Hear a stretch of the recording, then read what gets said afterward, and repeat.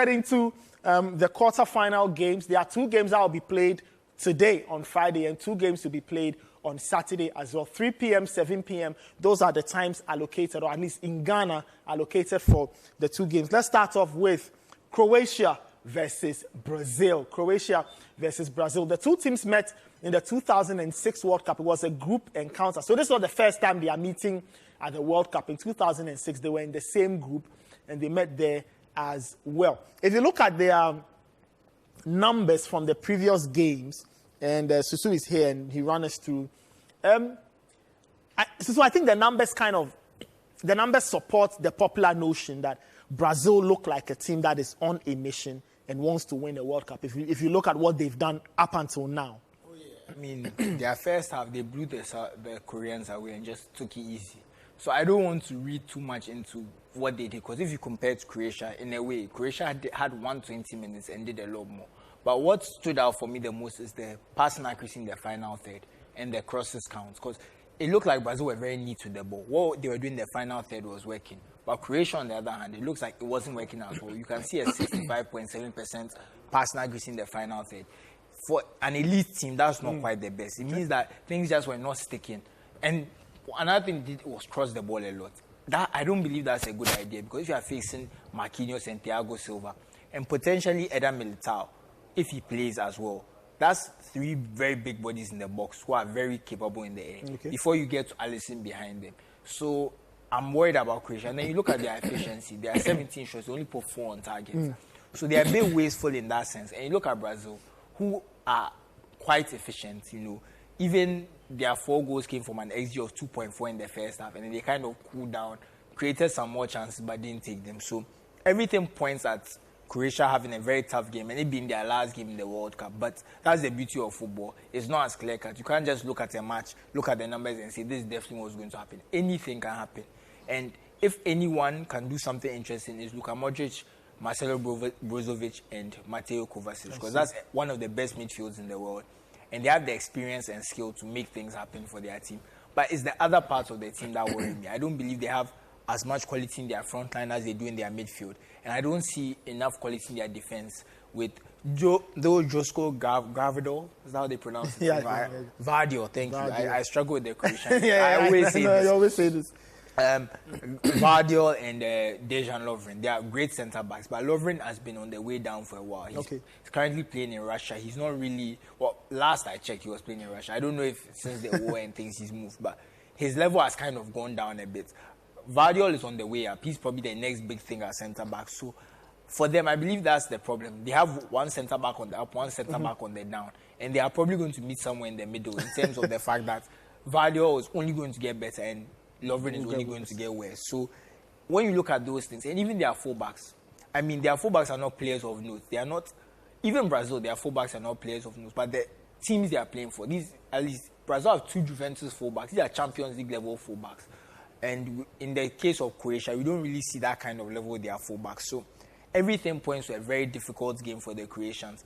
That the only saving grace they have is their midfield. But I just don't know if their midfield will be enough to win the game, because it's 11 players. It's not 3 versus 3. So it's a very difficult one. But if they go to penalties, I think the penalty saving technique I saw from Livakovic was excellent. And if they go into penalties, I believe he's their trump card. He can really do something in the penalty shootout. Let's just stay on that, Ben. I'll come to you in a second. You mentioned his technique. When we analyzed Japan and Korea in that shootout, the conclusion generally was that penalty success is dependent on 2 things. Especially from a goalkeeper's part, his ability to guess the direction and how slow or how quick the shot is. Would you, when you look at his success in saving those 3 kicks, would you put it down to his technique or his method or his foreknowledge, or the fact that the kicks were in the safe zone? The kicks were in the safe zone, but I noticed something about his kicks, and that's why I pointed it out. He had a way, and remember, your foot has to be on the line. He had a way of kind of almost leaping forward with his foot just on the line at the last moment and pushing forward, which allowed him to kind of get a bit close. Because what you want to do is that's why you have to stay on your line, because you get an advantage from moving forward. So it's almost like he was able to subvert that and move forward. And if you look at most penalty saves, they are held by moving forward. So that technique I saw with his foot just on the line, where he kind of pushed his body ahead of the line to kind of save the ball was very good to me. And when I saw that penalty saving technique, even though the penalties were in the safe zone, his technique helped. His technique made it more likely, and that's why it stood out to me, because I was looking and I was thinking, wow, that's probably the next thing keepers are going to learn how to do, because it stood out to me. It stood out, brilliant. Then since we're talking about the Croatia midfield, that's a midfield we are all very familiar with. Luka Modric from his time at Real Madrid. We know what Kovacic has done at Real Madrid, Inter Milan, Chelsea. Yeah. Brozo, we know what he does. But what should the Croatians do going into this game where Brazil seem to have a lot going for them at the same time? Yeah. So how can they manage this very, very complex game against Brazil? Well, I think that it's a game where Croatia will have control. I expect them to have control. They will have more of the possession. They will circulate the ball a lot more. They won't have as much penetration in a game like this, because as much as we like to highlight Brazil as an offensive team, if you look at their records, especially in World Cup games, I mean, there are a few anomalies here and there, but they are typically a defensively solid side. They don't give away a lot of goals in major competitions. So for Croatia, you have to rely on your strength. The Croatian strength basically is, one, scoring from dead ball situations, and two, hoping for the occasional long-range, unexpected shot. I think that this is something that they could possibly use well to their advantage. And for Brazil, it's always the same script. Look, the more this game wears on without them having the lead, the more nervous they will get, the more out of character they will get. And so you want to keep the game as even as possible with your Croatia and hope that in the final phases of the game, your opponents will come out of character and you can possibly exploit those situations. Also, I think that this game has the potential to possibly travel to extra time and also to penalties. And Croatia will know that their best chance of winning this game is letting this game travel the distance.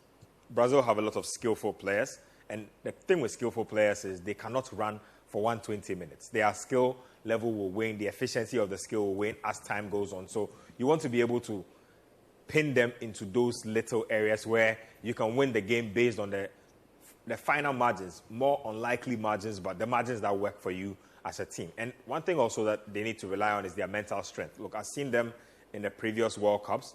They are a very, very tough team to break down mentally. It doesn't matter if you go ahead, they believe that they can claw their way back into a game. And if you go back to the last World Cup, in the round of 16, I believe they went through a penalty shootout win. In the quarterfinals, they went through a penalty shootout as well. So they've done it already once. Again, this time around, I have a very nasty feeling that if Brazil can't complete this, if by the 70th minute we don't see Brazil leading by a considerable margin where we think the game is closed out, we might be heading for another penalty shootout. And if it comes to penalties, I'll tell you something. Between Brazil and Croatia, I'll definitely fancy Croatia to go through. Interesting stuff. Let's have a look at Croatia's total numbers, the data between match day 1 and now, and then we can start to figure out, what the possible plot may be. Let's not forget, they've only won 1 game. They've drawn 3. Now, games that are in extra time are classified draws officially, so that's that. 5 goals scored, 2 conceded, an XG of 5.2, an XG of 5.0. So in terms of what they will concede, I think they've done far better than that. Yeah.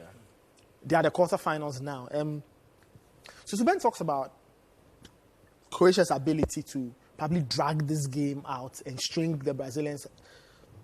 Can they do it? Do they have the legs to do it? Do they have the psyche? We know, but can they do it? Especially when we see this Brazil team that's been very rampant, can turn it on anytime they want. And for me, what the thing about these numbers that kind of sticks out to me is that if you kind of remove the Canada game, which is the 1 game they won, these XG and XG against numbers will look very bad. Okay. It will look like a team, because if I remember correctly, scored 4 against Canada. Yes. So that means there's 1 goal and then 1 goal conceded. So it's, if you take the 1 goal they conceded against Croatia and the 4 they scored, that's 1 goal scored and 1 goal conceded in 3 matches, which they drew 3 of. Mm-hmm. And if you go and look at the XG against that Canada game, Canada didn't create much. And they created about 2 point something that Canada game, if I remember correctly.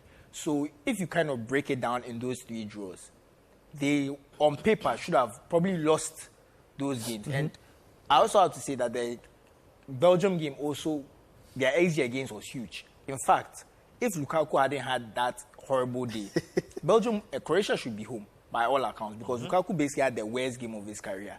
And that's how they got through. If I'm being perfectly honest, that's the truth. So, when they had to play a tough game against a team that is on their level or maybe a bit better in Belgium, they were outclassed. That's the truth. On statistics, they were outclassed. They got the results, but they were outclassed in terms of the indicators. So for me, when I look at that, and I look at them playing Brazil, I expect Brazil to outclass them the same way, and I expect Brazil to take their chances as opposed to Belgium. So when I look at these two things, based on that, I just have a feeling that Croatia will not turn up the way we expect them to. And the age of this midfield, I don't even think they can, even if they control the midfield, the kind of pace. The thing about Brazil is that if you want to control them when they let you have it, the damage they'll do on the counter with Vinicius, Richarlison, maybe Paqueta, depending on whether he plays or Fred, Rafinha, and those four. Let's assume Paqueta is not part. Neymar, Vinicius, Richarlison, and Rafinha. Their pace on the counter and the damage they can do on the counter attack is so deadly that even keeping the ball, is it the best option for you against Brazil? Because Brazil, you don't know what to do. If you keep the ball and they hit you on the counter and you give Vinicius that space to run out, because we've seen Vinicius on the counter attack in the Champions League. It's a scary sight. Or do you want to give them the ball? And when you give them the ball, we've seen what they can do when they have the ball. They will just dance to your defense. So basically, it's pick your poison. And when I look at this Brazil team, I don't think Croatia have the facilities to stop them based on the fact that their backline and their goalkeeper are just not of the required level to play against these. Because if you look at these players, aside Paqueta, these are all Champions League level players, quote unquote. And even Paqueta, he's playing for a Conference League, Europa League team. So he's at a higher level. But when you look at the defense of the Croatians, they might be at a similar level, but they have maybe, one Champions League player in Vardio in that backline. So when I look at these things, just on paper... Don't they have Vesalco in there? No, I don't think Vesalco, I don't believe he's... But when I look at their players, they're just not of the required level, and that's what makes it scary for me. I can see a few danger men like Perisic, Kramaric, and so on, and Miloslav Orsic in their front line. They are dangerous players, but how much can they do compared to the defense? Because if you think about the defense, Marquinhos, Thiago Silva, to the point that Eder Militao, a Champions League winning centre-back from last season, is on the bench. He's their third option. Their fourth option is reigning Serie A defender of the year, Bremer. That's their four centre-back options. So everything about this team is just the quality. And it's not like it's a collection of individuals. This is a well-drilled team.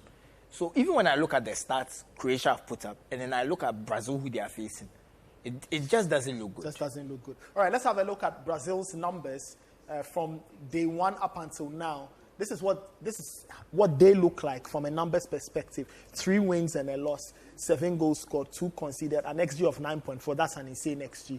An XG of 1.4. So they've outperformed the XG and outperformed the XG. I think that one is underperformed. Underperformed the XG, if you want to put it that way.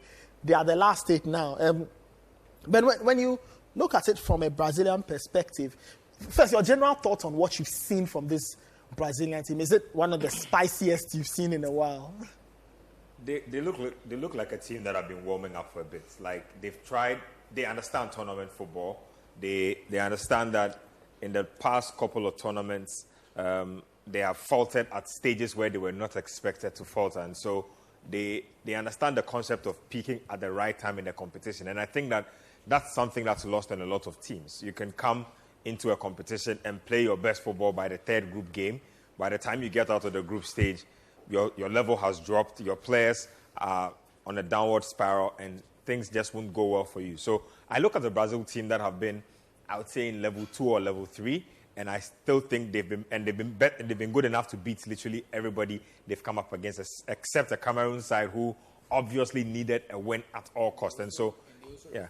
Exactly. And so that was always going to happen in that final game. But again, I'm looking at this game, right? And I think that Brazil will have too much for Croatia, even though it's not too big of an advantage. Croatia have always been that team that always outperform the number of stars on their team. They always rely on team quality to be able to get the job done. But Brazil look at this like the last time around, we succumbed to Belgium, a team we were expected to beat. We had quality, they had quality. In the end, their quality surpassed ours. But like Susu said, they have a lot more quality in their team now, to the extent where some players that you expect to be playing are literally on the bench. So Teach has like a selection headache every time he has to go on there. And that's always a good thing to have for your team. It means that you can mix and match your team in different ways that can surprise your opponents. I've seen Militao come in and play at right back when they've needed him to. They've played him at centre back or even as a defensive midfielder. And so they can do a lot of things to hurt opponents,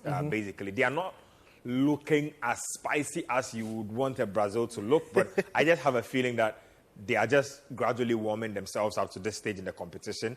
And in the knockout phase, that's when you bring your A game. That's when you take all your tools out of the bag. And so I'm guessing that they will have every tool in their locker ready for this one. And I'm saying, I expect that this game will be wrapped up by the 70th minute if Brazil are going to win it. If it goes beyond the 70th minute and it's, let's say, a goalless draw, 1-1, then we have a very tricky situation on our hands, because then it will come down to endurance, it will come down to mental strength, and who has a lot more of that. It won't really matter about how much quality you have. But another thing worth mentioning is the fact about Richarlison. Look, compare directly Richarlison and Lukaku right now, and you notice that there's definitely one man who's on form, who's been playing for a minute, and one guy who came back from an injury and had to be rushed into a World Cup situation. Now, if you just consider that Richarlison case study again as against the Lukaku one, Lukaku was a handful for the Croatian defense, even though he wasn't putting his chances away. Now, I expect Richarlison to be a lot more clinical, which is why I think that they'll win this game, because one, he's exactly the handful that Lukaku is for you physically, but he's a lot more clinical. Even when he's not putting the chances away, his ability to let other players play off him is definitely better than the Belgian. And so the sort of struggle you had up against Lukaku, you are likely to have twice of that today.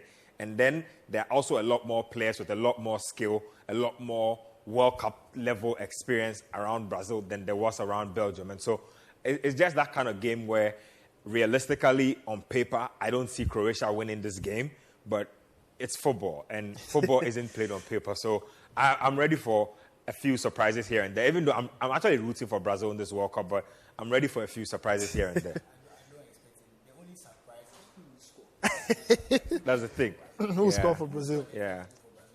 That's a surprise. But the one thing I do want to see is Neymar versus Livakovic. I'm trying. Because I think Livakovic's penalty saving technique is excellent. But I also believe Neymar is the best penalty taker in the world. So that's a matchup I really want to see whether Neymar is really as good as I think he is, or whether Livakovic is really, his technique can match up to Neymar. Because every time I see Neymar take a penalty, does the same thing every time, and no keeper has been able to figure it out. Okay, all right, we'll see. And you know, it's about data. Everyone has probably watched Neymar's penalties a million times to think they can do it, and no one has done it yet. So I'm very excited. Since he started this new style of penalty, I'm very excited. Okay, we'll see how it plays out. Brazil versus Croatia is happening today at 3 p.m.